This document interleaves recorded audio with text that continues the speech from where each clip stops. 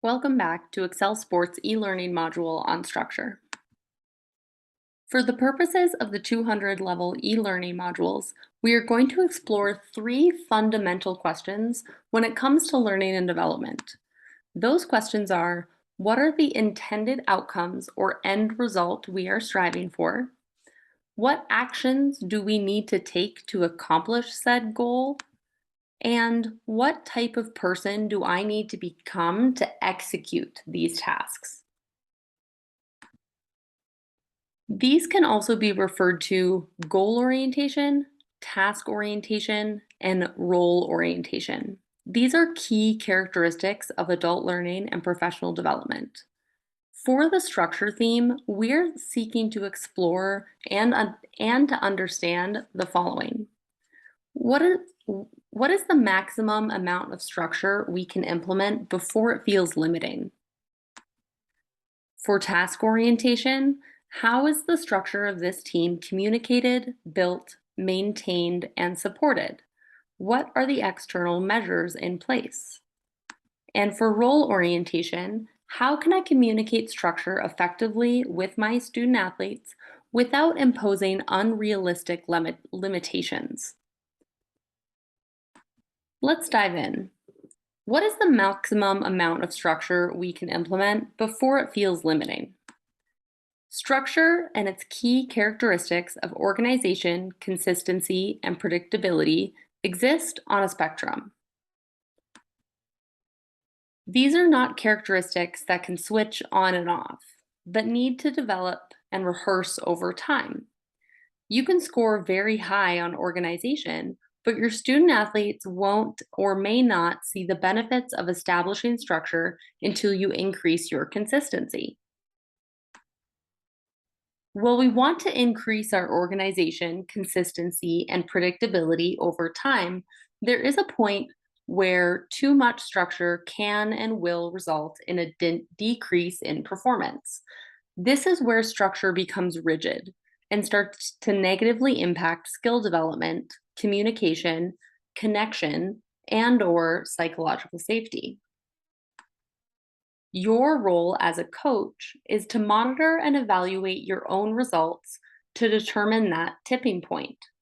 In an ideal scenario, the amount of structure that results in peak performance is achieved through gradual increases in organization, consistency, and predictability while internalizing explicit and implicit feedback from student athletes to ensure you haven't gone over that tipping point.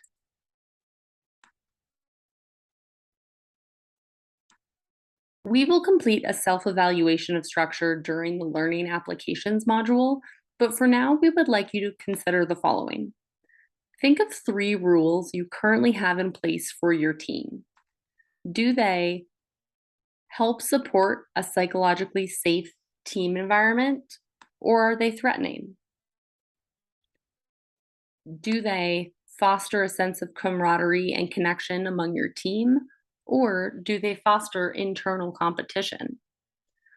Rules that may be perceived as threatening or foster internal competition don't overall don't have an overall benefit to the increase of structure in your program.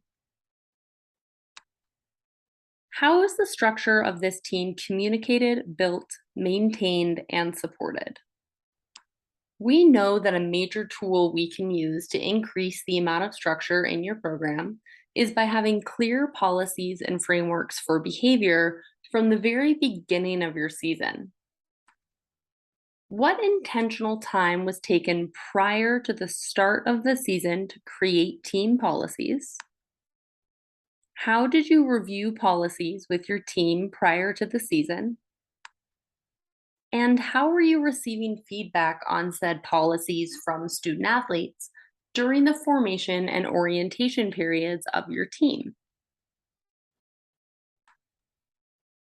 What are the external measures in place for the structure?